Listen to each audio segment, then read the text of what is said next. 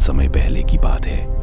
एक राज्य था जहां का राजा बहुत वृद्ध हो चुका था। उम्र के इस पड़ाव पर पहुंचकर उसे एक गहरी चिंता सताने लगी थी। उसकी कोई संतान नहीं थी।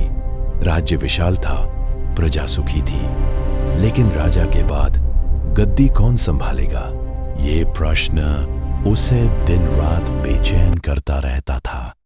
वह नहीं चाहता था कि उसके बाद कोई लालची, क्रूर या अयोग्य व्यक्ति राजा बने और राज्य को विनाश की ओर ले जाए। कई दिनों तक विचार करने के बाद राजा ने अपने मंत्रियों और विद्वानों को बुलाया। लंबी चर्चा के बाद उसने एक अनोखा निर्णय लिया। उसने सोचा कि सच्चा राजा वही हो सकता है जो लालच, भोग और मोह से ऊपर उठ चुका हो। इसलिए उसने एक कठिन परीक्षा लेने का निश्चय किया। राजा के आदेश पर महल तक जाने वाले मुख्य मार्ग पर तरह तरह के प्रलोभन बिछा दिए गए। रास्ते की शुरुआत में महंगी शराब रखी गई। आगे सुंदर सुंदर नर्तकियां और ऐश आराम की वस्तुएं थी।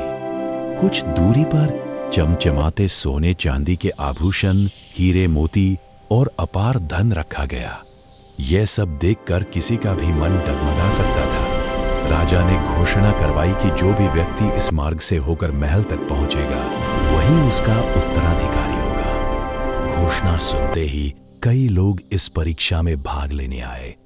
कोई शराब में उलझ गया, कोई सुंदर स्त्रियों के मोह में फंस गया, तो कोई सोने चांदी और धन को देखकर वहीं रुक गया।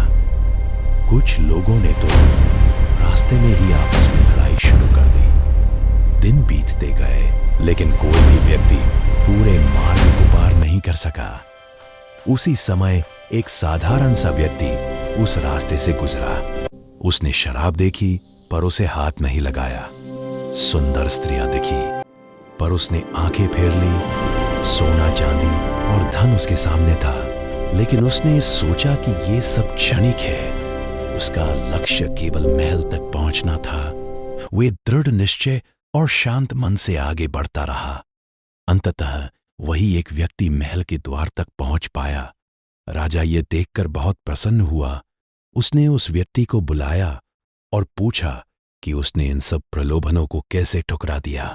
उस व्यक्ति ने विनम्रता से उत्तर दिया, महाराज, जो अपने मन को जीत लेता है वही दूसरों पर शासन करने योग्य होता है। राजा को वही उत्तर सुनना था। उसने उस व्यक्ति को अपना उत्तराधिकारी घोषित कर दिया। इस पर